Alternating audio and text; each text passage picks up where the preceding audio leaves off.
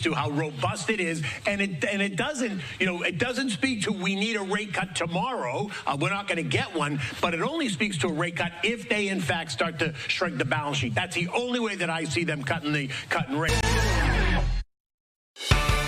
Live from Michigan Avenue, this is Good Day Chicago.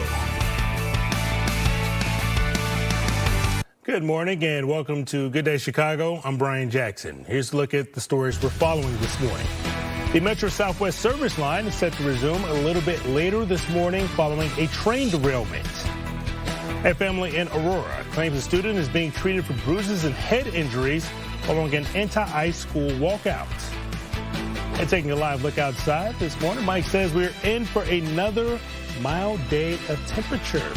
Just how mild are we talking? It definitely felt a little bit cooler yesterday, Mike. It was, but still warmer than normal. Yesterday we had low 40s. I think we'll be in that ballpark again later today. Good morning, everybody. These are the current temperatures, about a 10-degree spread or so across the area. 19 at Waukegan, but it's 29 at Midway, 22 at Merrillville, 27 degrees in Morris. Today, you want the winter coat for the morning hours, but during the afternoon, I think we can get into the 40s again. We'll be doing some melting starting around lunchtime. 31 at 9, 38 at 12, and still melting at 4 o'clock with a temperature of 40 degrees. It will be a little bit cooler right along the lakefront, courtesy of a southeast wind. Right? Well, a mother and her son in Aurora are speaking out after she says that her 15-year-old son was tackled by police during an anti-ice school walkout earlier this week.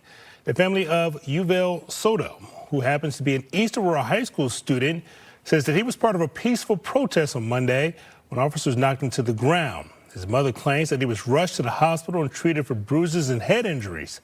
Aurora police officers were responding to several coordinated walkouts involving roughly 1,500 students across the city of Aurora. Police said that some of the students moved into traffic, blocked vehicles, and even got into fights. Fox Chicago got a chance to speak with Soto about his experience. In that moment, he was grabbing me by my sweater and he spun me around.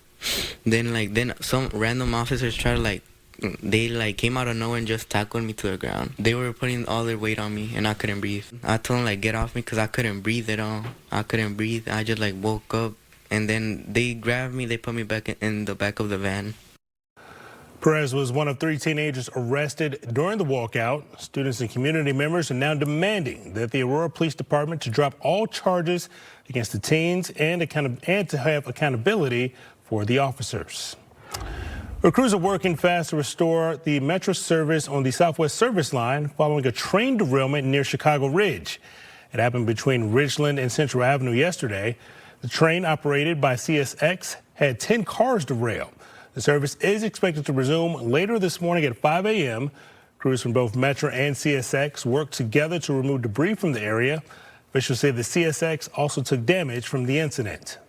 In addition to rail damage, the car damage, they have significant switch and signal damage that they have to take care of. Right now, the cause of that derailment is still under investigation. We're learning new details about the suspect in the deadly mass shooting at a school in British Columbia. Investigators say that the 18-year-old suspect had a history of police visits to her home to check on her mental health. The suspect has been identified as Jesse Van Rootselaar, was found dead from an apparent self-inflicted wound after a shooting at a school in Tumbler Ridge. More than 25 others were hurt in the shooting. The Canadian Prime Minister says that the entire country is in shock following this incident. We will get through this, we will learn from this, but right now it's a time to come together, as Canadians always do in these situations, these terrible situations, to support each other, to mourn together, and to grow together. No word yet on a possible motive for the shooting. Well, the search continues this morning for the mother of Today Show host Savannah Guthrie. FBI agents were seen searching through the area around Nancy Guthrie's home in Tucson, Arizona. She went missing now 2 weeks ago. Agents made their way through desert vegetation and brush in an effort to find any clues related to her disappearance. One woman who lives right next door to Annie Guthrie, Savannah's sister, says that she has answered questions from agents. Well, they were just asking some general questions, wondering if there was any information we could shed on the Nancy Guthrie issue. Wanted to look around the property.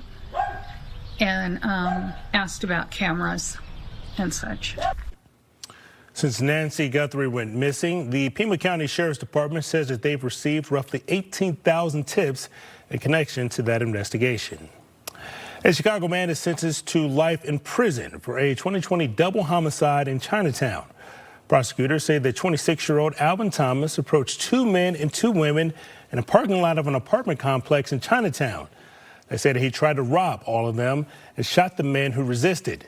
The victim's family, though, is happy to finally have closure. Meanwhile, Thomas's family says he was not trying to rob them and he was drunk looking for help. They assumed that he was seeking harm, but he was seeking help. So this case is basically focusing on prejudice, biases within the courtroom, within the judicial system. We have evidence.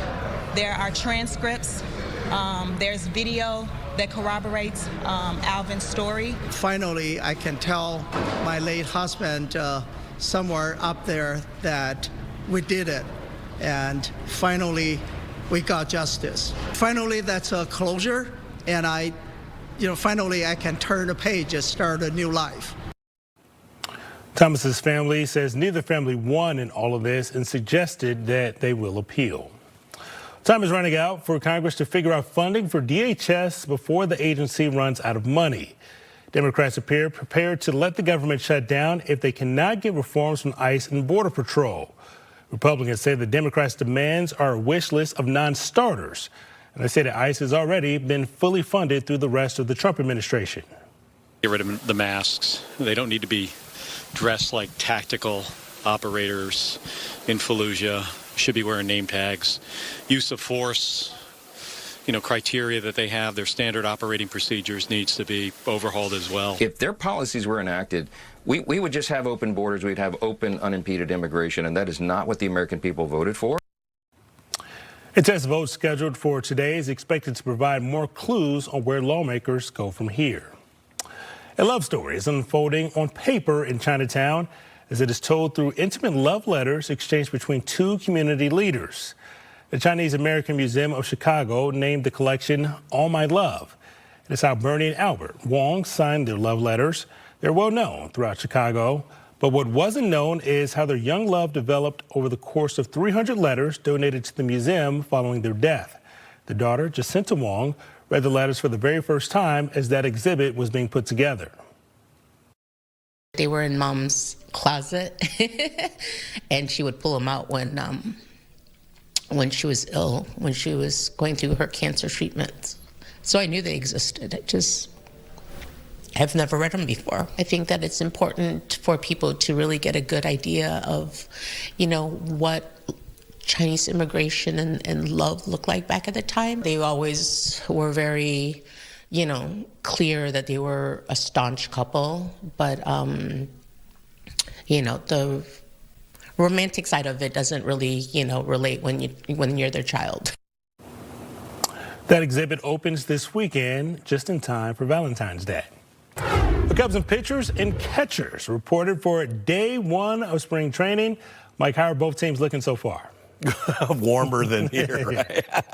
All right, with the addition of some new proven players, the Cubs, they are favorites to win the National League Central. But inside the clubhouse, they're all in on winning a World Series. Tina Nguyen explains.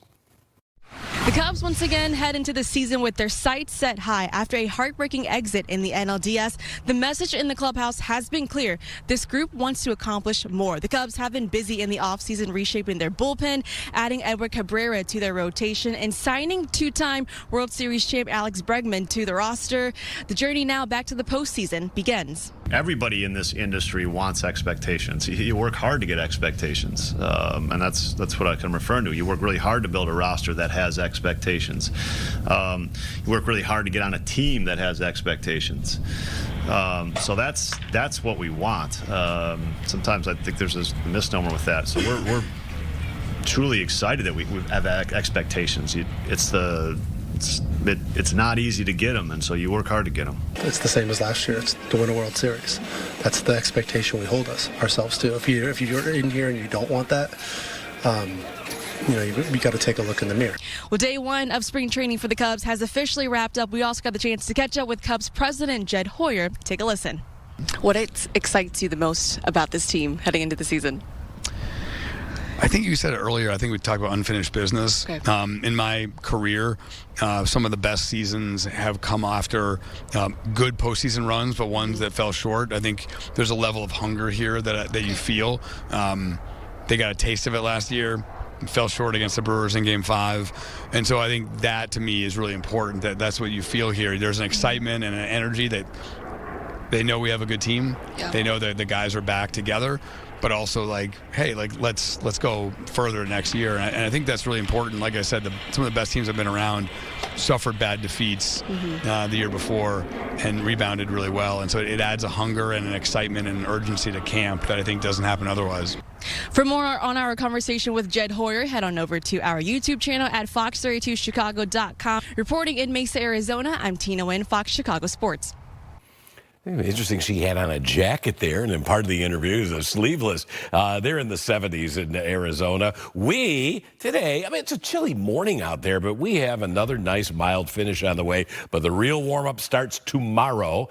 Here's what you got now. 29 at Midway, 31 at the Lakefront, 22 at Maryville, 18, though, at Valparaiso. There are some teens. My car actually bottomed out at 15 on my drive-in this morning. It's like, wow, that is cold. But this is going to be a nice warm-up on the way here later today. There will be some lakeside cooling. Southeast winds today going to knock temperatures back or hold them in the mid-30s along the western shore. But the farther inland you go and the farther southwest you go, the warmer it shall be. LaSalle, Peru could be in the upper 40s today. Let's go for 44 at Joliet. I'm going to roll up a 42 for the high at O'Hare. Northwest Indiana, about the same as yesterday, upper 30s. Now, there are a couple of sprinkles showing up in Iowa. All of that activity is going to dissipate before it even moves into central Illinois later today. We'll just pick up some of the cloud cover from that disturbance. So let's call it partly to mostly cloudy. Yesterday was so sunny. Today, a little bit more in the way of cloud cover, but the temperatures very similar, making it on average around 42. Tonight, partly cloudy, seasonably chilly with a low in the upper 20s, a southeast wind of only about 3 to 6 miles per hour. Look at all these 50s, and I've gone ahead and done it. I put in a 60 on Wednesday, which I think we can get to if the rain doesn't wash out the whole day, and I don't think that it will, but beautiful weather on the weekend here for Valentine's Day, a high of 52. Overnight lows will be in the mid-30s. Brian? Coming up on Good Day, he was known for iconic roles in both TV and movie dramas. We have all the details on the passing of actor James Vanderbeek when we return.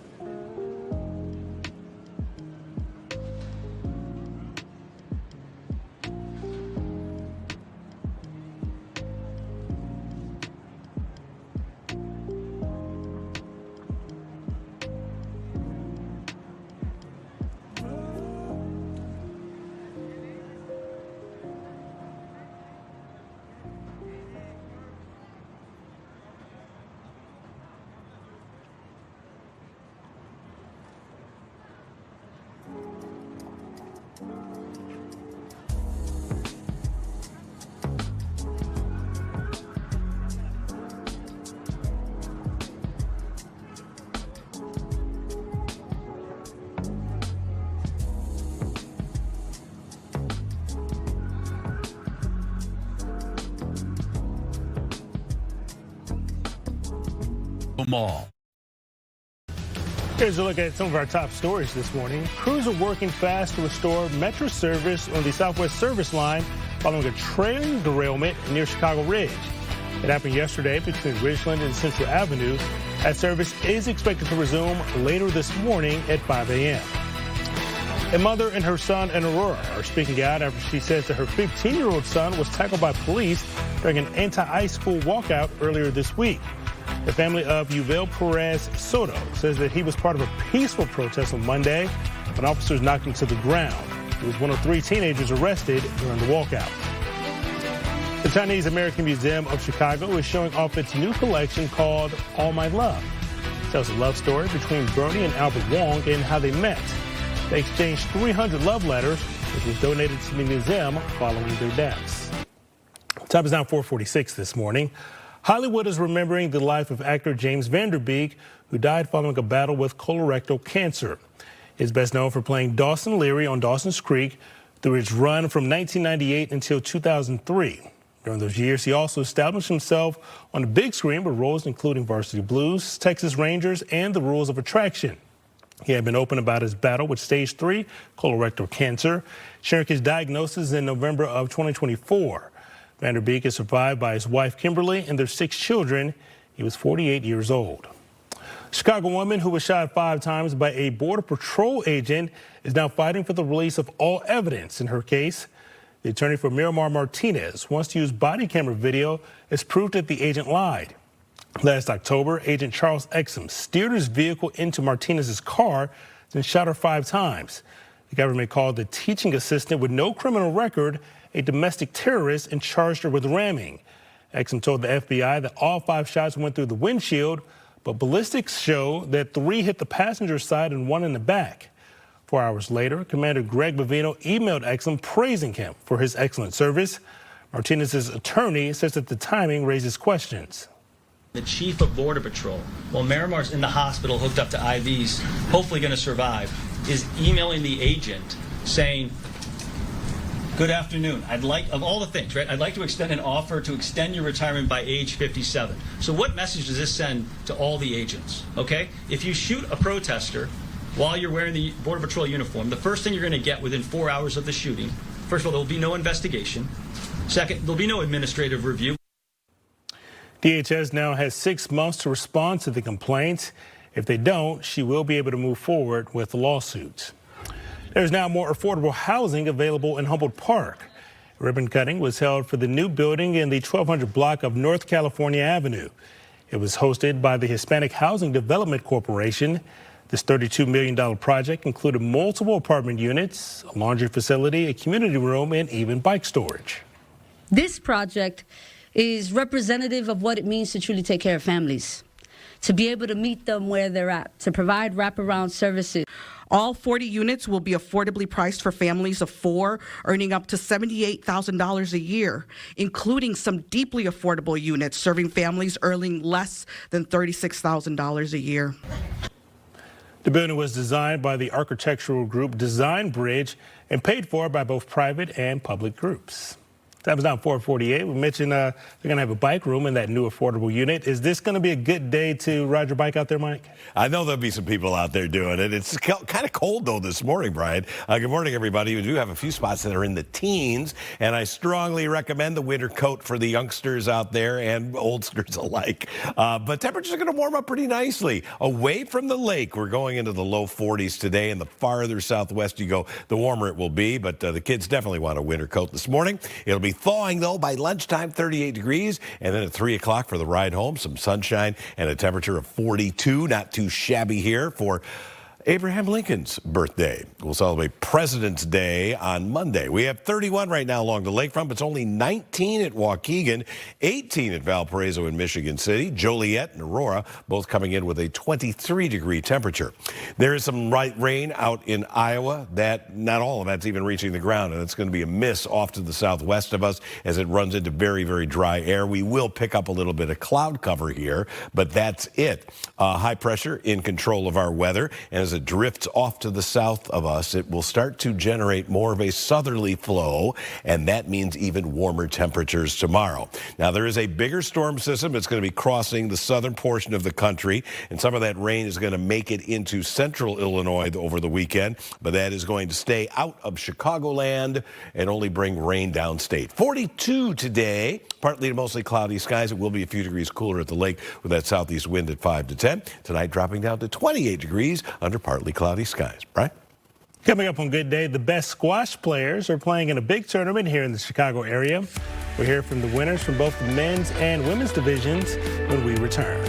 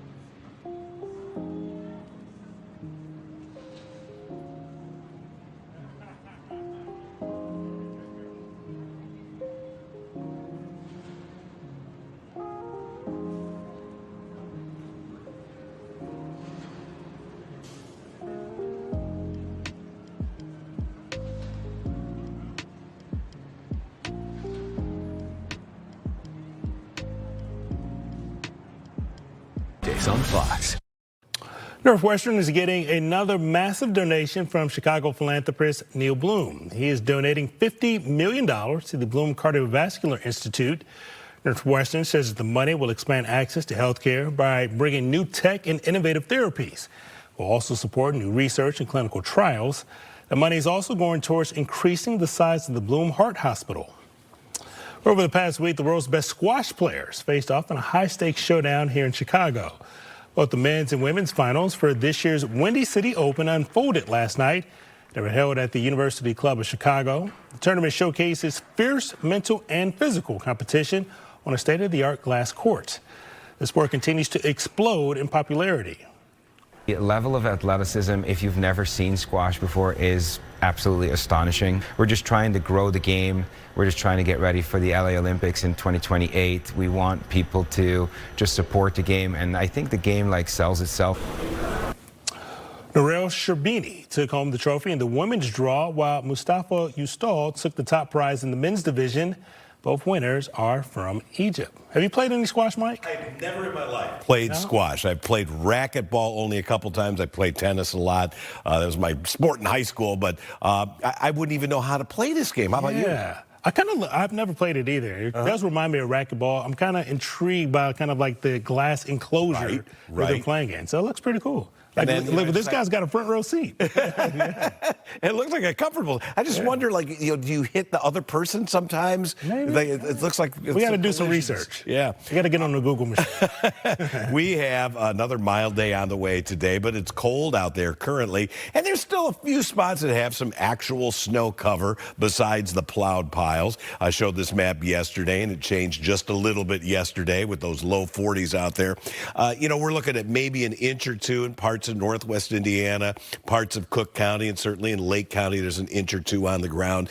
But most of Chicagoland, we're really seeing that snow go away. And whatever snow is left after today, we're going to make quick work of it over the weekend with temperatures that are going to be significantly warmer, even than what we had yesterday and today. Yesterday we hit 42. Let's do it again. It will be a little cooler at the lakefront with that southeast wind at 5 to 10. It'll hold numbers probably in the mid-30s there this afternoon. Tonight, pretty comfortable by February 12th standards. Seasonably chilly with a low of 28 degrees.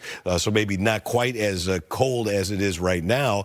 Take a look at some spots that are in the teens, especially northwest Indiana here. Michigan City and Valparaiso with 18, 29 degrees at Midway. The 7-day forecast does not look like February. It's more like April here with 50 plus starting tomorrow, right on through next Wednesday. I still think we'll hit 58 on Tuesday. Again, a little cooler at the lakefront possibly. And let's roll the dice and go for a 60-degree high here on Wednesday. The only thing that might hold us back is if we get that rain in here and it's a little bit more persistent than I'm expecting. But these temperatures way above normal. 4 minutes before 5 a.m. Anthony Ponce joins the lineup here in just a few moments on Good Day.